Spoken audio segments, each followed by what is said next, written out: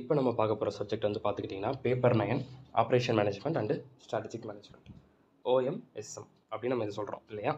இப்போது இந்த ஓஎம்எஸ்எம் வந்து பார்த்துக்கிட்டிங்க அப்படின்னா உங்களுக்கு வந்து ஒரு எக்ஸம்ஷன் சப்ஜெக்ட். ஓகே, அதாவது ஈஸியாக வந்து பார்த்தீங்கன்னா 60லேருந்து 85 வரைக்கும் வாங்க முடியும் அந்த மாதிரி ஒரு சப்ஜெக்ட். இதில் வந்து உங்கள் பிளானை கொஞ்சம் ஸ்மார்ட்டாக வச்சுக்கோங்க. இப்போது எக்ஸாமில் வந்து 7 கொடுக்குறாங்க இல்லையா, 7 கொஷின்ஸ் அண்ட் ப்ராப்ளம் எல்லாம் 7 கொடுத்து 7ல் வந்து நீங்கள் 5 ரைட் பண்ணணும்னு சொல்கிறாங்க. இப்போ நீங்கள் இதை பார்ட்டாக பிரிச்சுருங்க. ஓகேங்களா, உங்களுக்கு 4 மொத்தமாக 4 வந்து பார்த்தீங்கன்னா எக்ஸாமில் சொல்கிறேன் 2 3 4 5. இது என்ன ப்ரோ 2 3 4 5ங்கிறீங்க? கொஷின் பேப்பர் போய் செக் பண்ணி பாருங்கள், ஐடியா கிடைக்கும். சரிங்களா, அந்த கொஷின் பேப்பரில் 2 3 4 5 அப்படிங்கிறதுல வந்து என்ன இருக்கும், 2AB 3AB 4AB 5AB இதில் என்ன இருக்கும், ஆப்ரேஷன் மேனேஜ்மெண்ட்டோட தியரியும் ஆப்ரேஷன் மேனேஜ்மெண்ட்டோட ப்ராப்ளம்ஸும் இருக்கும்.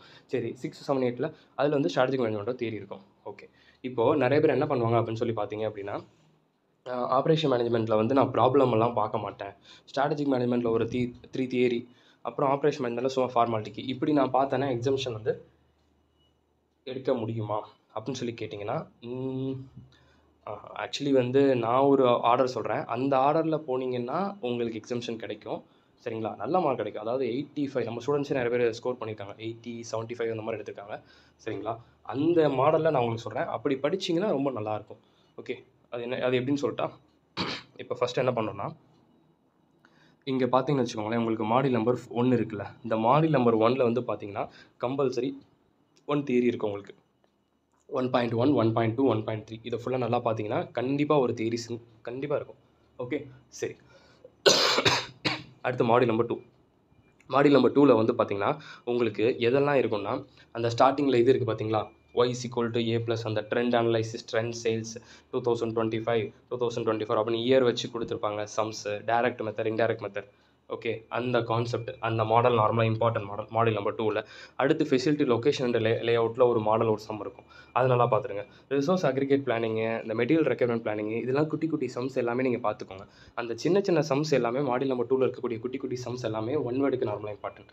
பிக் சம்ஸ் வந்து பார்த்துக்கிட்டிங்க அப்படின்னா நமக்கு சம்மாக கேட்குறக்கு சான்சஸ் இருக்குது.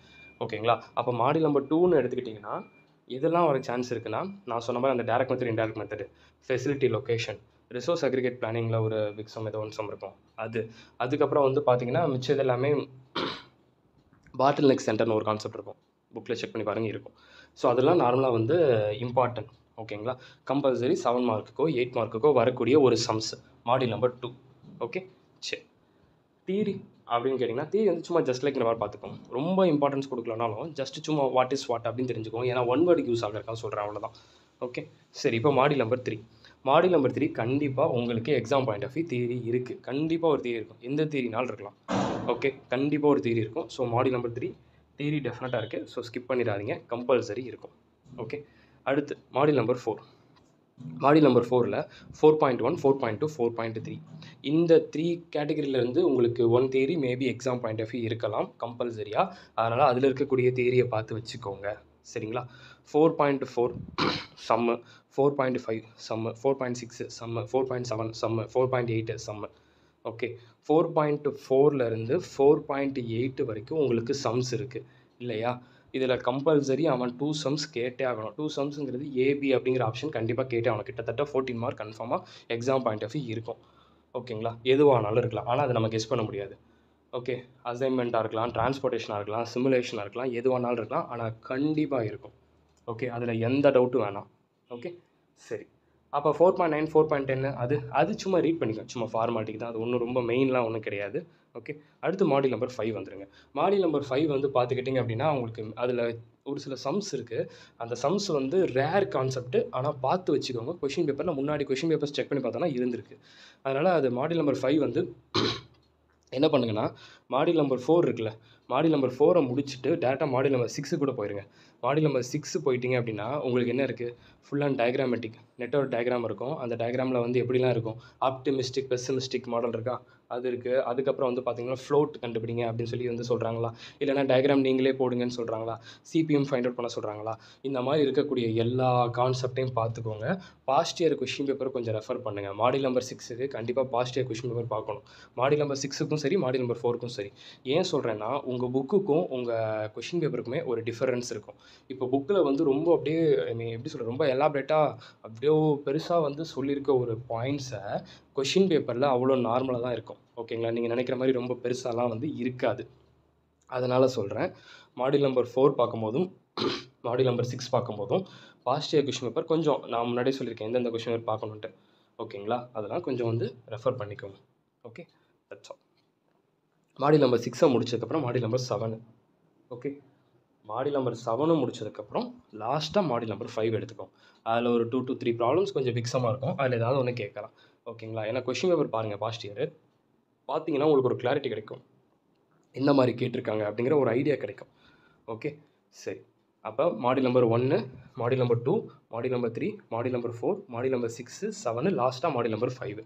இந்த ஆர்டரில் வந்து பார்த்துக்கிட்டிங்கன்னா நம்ம என்ன பண்ணிக்க போகிறோம், ப்ரிப்பரேஷன் பண்ணிக்க போகிறோம். அப்போ சம்முன்னு எடுத்துக்கிட்டிங்கன்னா மாடியூல் நம்பர் 6 சம்மு, மாடியூல் நம்பர் 7 சம்மு, மாடியூல் நம்பர் 4.4லேருந்து 4.8 வரைக்கும் சம்மு, மாடியூல் நம்பர் 2 சம்மு, மாடியூல் நம்பர் 5 மேபி கேட்கலாம் சம்ஸுக்கு. Okay, that's all. இப்படி தான் இருக்குது. அப்போ உங்கள் எக்ஸாம் பாயிண்ட் ஆஃப் வியூ பார்த்தீங்கன்னா நான் என்ன சொன்னேன், 7 எக்ஸாமில், அதாவது எக்ஸாமில் 7 கொடுப்பாங்க. 7 கொடுத்து 5 ரைட் பண்ண சொல்கிறாங்க மொத்தமாக, OMSM எல்லாத்தையும் சேர்த்து. அப்போ அதில் வந்து 4 மட்டுமே நமக்கு ஆப்ரேஷன் மேனேஜ்மெண்ட்லேருந்து கேட்குறாங்கன்னு நான் சொல்லியிருந்தேன். அப்போ அந்த 4ல் 2, 3, 4, 5, 2AB, 3AB, 4AB, 5AB, இந்த 4லையுமே நான் இப்போ சொன்ன கான்செப்ட் எல்லாமே கவர் ஆகிடும். அப்போ என்ன பண்ண முடியும் அப்படின்னா, நீங்கள் நல்லாவே சூப்பராக மார்க்ஸ் எடுக்க முடியும். நீங்கள் இன்னும் ஸ்ட்ராட்டஜிக் மேனேஜ்மெண்ட் டச் பண்ணாமலே 4 out of 4 நல்லா ஸ்கோர் பண்ண முடியும். ஆமாம், மாடியூல் நம்பர் 1 சும்மா நார்மலான கான்செப்ட், அதை தியரிட்டிக்கு பார்த்துக்கிறீங்க. மாடியூல் நம்பர் 3 தியரி சூப்பரான தியரி. மாடியூல் நம்பர் 2ல் ஃபுல் மார்க் வாங்கிடலாம். 4, 6 எல்லாமே நல்ல மார்க் வாங்கிடலாம். அப்போ அப்படிங்கும் போது இந்த மாடலில் நீங்கள் படிச்சுட்டு போனீங்கன்னா பெட்டராக இருக்கும். இப்போ நீங்கள் இப்படி பார்க்காம ஸ்ட்ராட்டஜிக் மேனேஜ்மெண்ட்டில் வந்து 3 தியரி கம்பல்சரி கேட்பாங்க, ஏபின்னு 3 செட்டு. ஓகே, அப்போ நான் அதை ஃபுல்லாக நான் படிச்சுக்கிறேன், இங்கே ஆப்ரேஷன் மேனேஜ்மெண்ட் சும்மா ஃபார்மாலிட்டிக்கு நான் ட்ரை பண்ணிக்கிறேன் அப்படின்னா நீங்கள் 60, 75 அப்போலாம் எக்ஸ்பெக்ட் பண்ண முடியாது. அதுக்காகத்தான் நான் என்ன சொன்னேன்னா, இந்த ஆர்டரில் படிச்சுட்டு கடைசியாக ஸ்ட்ராட்டஜிக் மேனேஜ்மெண்ட் போகணும்னு சொல்கிறேன். அப்போ தான் நமக்கு வந்து நீங்கள் எக்ஸ்பெக்ட் பண்ணக்கூடிய 65, 75, 85 அப்படிங்கிற மார்க் நீங்கள் வாங்க முடியும். இப்போது 5 கொஷின்ஸ் எழுத சொல்கிறாங்க, மொத்தமாக 7 கொடுத்து 5 ரைட் பண்ண சொல்கிறாங்க. அதில் 4 ஆப்ரேஷன் மேனேஜ்மெண்ட்டில் ஆல்ரெடி எழுதிட்டீங்க. இன்னும் ஒன்று தான் ஏபி, ஒரே ஒரு ஏபி எழுதுனா போதும். அந்த ஏபி எழுதுறதுக்கு நீங்கள் எவ்வளோ படிக்கணும், ரொம்பலாம் தேவையில்லை. இந்த பாருங்க, மாடியூல் நம்பர் 8, 9, 10, 11 இது இருக்குது. இதில் சும்மா ஃபார்மாலிட்டிக்கு நீங்கள் அங்கங்கே நீங்கள் லைட்டாக பார்த்துட்டு போனால் கூட நல்ல மார்க் ஸ்கோர் பண்ணிடலாம்ல. Okay, that's all. நீங்கள் ரொம்ப ஸ்ட்ரெஸ் பண்ணி எஃபோர்ட் போட வேண்டியது அப்படிங்கிறது இல்லவே இல்லை. இதுதான் ஸ்மார்ட் பிளானு. ஓகேங்களா. நம்ம மைண்ட் செட் வந்து எப்போயுமே வந்து ஸ்ட்ராட்டஜி மேனேஜ்மெண்ட் தானே, தியரி எழுதி மார்க் வாங்கிடலாம், தயவு செஞ்சு தப்பான ஒரு மைண்ட் செட்டு. நிறைய பேர் அப்படி தான் இருப்பாங்க. ஓகேங்களா. ஆப்ரேஷன் மேனேஜ்மெண்ட்லாம் விட்டுட்டு பேசாமல் தியரியை மட்டும் எடுத்து எழுது. நீங்கள் எவ்வளோ மார்க் வாங்க முடியும்? 7 மார்க் தியரி இருந்துச்சுன்னா மேபி 4 மார்க் போகிறோன்னு வச்சுக்கோங்க. அப்படி போட்டு நீங்கள் எவ்வளோ மார்க்ஸ் வாங்கிட முடியும்? நீங்கள் எக்ஸ்பெக்ட் பண்ணுற 65லாம் கிடைக்காது, தியரி மட்டுமே நம்பிட்டு போகிறதுலாம். ஓகேங்களா. அதனால் வந்து சம்மையும் டிபெண்ட் பண்ணி போனால் மட்டும்தான் உங்களுக்கு வந்து அந்த எக்ஸம்ஷன் அப்படிங்கிற மார்க் வந்து உங்களுக்கு கிடைக்கும். ஓகே, இப்போ மாடியூல் நம்பர் 8, 9, 10, 11 இதில் எதுனாலும் நீங்கள் ஃபாலோ பண்ணிக்கோங்க. மாடியூல் நம்பர் 8, 9 அது நீங்கள் நல்லா கம்ப்ளீட்டாக நீங்கள் தரவா தியரிட்டிக்கல் எல்லாம் தெரிஞ்சிட்டிங்கன்னா கூட கம்பல்சரி ஒரு செட்டு தியரி டெஃபினட்டாக எழுத முடியும். ஆமாம், டெஃபினட்டாக ஒரு செட் தியரி கம்பல்சரி எழுத முடியும் இல்லையா? போதும், அவ்வளோதானே. அப்போ மிச்சம் மாடியூல் நம்பர் 10, 11 அது சும்மா ஃபார்மாலிட்டி ரீட் பண்ணிக்கோங்க, இல்லைனா 1 மட்டும் படிச்சுட்டு போங்க, முடிஞ்சு தைரியமாக எக்ஸாம் போகலாம். ஓகே, ஆப்ரேஷன் மேனேஜ்மெண்ட்டை ஃபுல்லாக நான் சொன்ன மாதிரி ஸ்டார்டிங்கில் மாடியூல் நம்பர் 1லேருந்து 7 வரைக்கும் முன்னாடி நான் சொன்ன மாதிரி நல்லா கிளியராக தெளிவாக அவ்வளோ கிளியராக படிச்சுட்டு மாடியூல் நம்பர் 8, 9 நம்ம பார்த்துட்டு போயிட்டோன்னா தைரியமாக எக்ஸாம் போய் அப்படியே டக்குன்னு முடிச்சுட்டு வந்து 85 மார்க் சூப்பராக வாங்கிட்டு போயிட்டே இருக்கலாம். ஓகேங்களா, அது பாசிபிள். ஓகே, அவ்வளோதான். நீங்கள் ரொம்ப இப்போ அங்கிட்டு படிக்கணும், இந்த சைட் படிக்கணும் எதுவுமே இல்லை. ஸ்மார்ட்டாக படித்தோமா, லைட்டாக தான் எஃபோர்ட் போடுறீங்க. ஓகே, ரொம்ப நீங்கள் வந்து கஷ்டப்பட்டு அப்படி இப்படின்னு நீங்கள் பண்ண போகிறதே இல்லை இல்லையா? அதனால சொல்கிறேன். சரி, கதை எழுதலாமா? ஸ்ட்ராட்டஜிக் மேனேஜ்மெண்ட் இப்போ நான் ஒரு செட்டு தியரி எழுத போகிறேன், கதை எழுதலாமா? கதைங்கிறது நான் என்ன சொல்கிறேன்னா, இப்போது புக்கில் வந்து டைப்ஸ் இந்த மாதிரி கொஷின்ஸ் இருக்குது, கைண்ட்ஸ் அப்படிலாம் இருக்குன்னா அந்த ஹெட்டிங் வந்து நீங்கள் மாற்ற முடியாது. சரிங்களா.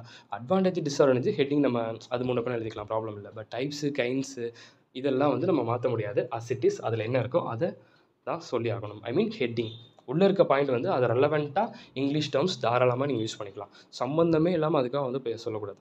சம்மந்தமே இல்லாமல் சொல்லக்கூடாது. அது ரெலவெண்ட்டாக நீங்கள் என்ன வேணாலும் சொல்லலாம். புக்கில் இருக்கிற as it is each and every லைன்லாம் யாருக்கு இருக்காது. ஹெட்டிங் வேணால் அஸ் இட் இஸ் இருக்கலாம். ஓகே, பட் உள்ளே இருக்க பாயிண்ட்ஸ் வந்து அப்படி இருக்கணுங்கிறது கிடையாது. ஆனால் அது ரெலவெண்ட்டாக இருக்கணும், சம்மந்தமே இல்லாமல் இருக்கக்கூடாது. ஓகேங்களா, அவ்வளோதான். That's all. இந்த பிளான் உங்களுக்கு ரொம்ப யூஸ்ஃபுல்லாக இருக்கும். ஏன்னா நிறைய பேர் வந்து பார்த்தீங்கன்னா எல்லாத்தையும் கொஞ்சம் கொஞ்சமாக படிச்சுட்டு இருப்பீங்க இல்லையா? ஸ்ட்ராட்டஜி மாதிரி எடுத்தால் எல்லாத்தையும் கொஞ்சம் கொஞ்சமாக படிச்சுட்டு போவீங்க. ஓகே, அதுக்கு நான் சொன்ன மாதிரி இப்படி நீங்கள் படிச்சுட்டு போனீங்கன்னா லைட்டாக படித்தாலும் ஸ்மார்ட்டாக படித்து 85 மார்க் வரைக்கும் நம்மளால் வாங்க முடியும். நீங்கள் சும்மா சொல்லிட்டு போயிருக்கீங்க ப்ரோ, வாங்குறது நாங்கள் தானே ஆகணும் அப்படின்னு நீங்கள் நினைக்கலாம்.